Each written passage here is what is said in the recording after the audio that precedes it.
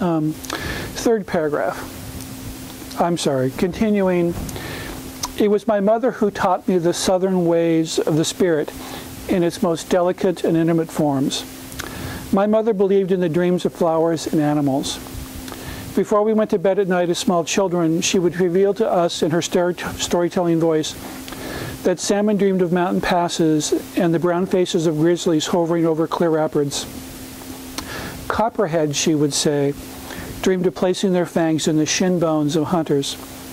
Ospreys slept with their feathered, plummeting dream selves screaming through deep, slow-motion dives toward hearing. These were the brute wings of owls. There were the brute wings of owls in the nightmare of ermine, the downwind approach of timber wolves in the night, stillness of elk. Now, this paragraph suggests on the surface that the mother is the comforter. But when you go back and look at all these images, all the images are about hunter and prey. And in this story, it is the mother who is the hunter and the children who will be their prey. So that's what they call subtext.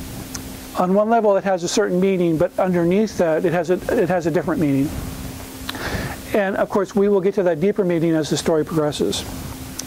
So the book continues, but we never knew about her dreams, for my mother kept us strangers to her own interior life. We knew that bees dreamed of roses, that roses dreamed of the pale hands of florists, and that spiders dreamed of Luna moss adhered to silver webs. As her children, we were the trustees of her dazzling, even songs of the imagination. But we did not know that mothers dreamed. Beautifully written, and in this book, it will be the mother, the predator, who destroys her children. Going to the very end of this prologue, I will tell you my story. Nothing is missing. I promise you. So the setup for this wonderful novel is that you have Tom Wingo, who is a wounded character who seeks healing. And in screenwriting, they have something they call the inciting incident, something that sets a story in motion. What has set Prince of Tides in motion is that Tom's sister has tried to commit suicide. And the therapist that's trying to help her needs to speak to Tom, for Tom to tell her about his childhood, because she needs the complete story that the sister's not able to share or to offer to her. So Tom's state in this story is that he's emotionally numb. And when he has to go back through his childhood to tell the therapist about what happened to his sister, he's also talking about what happened to himself.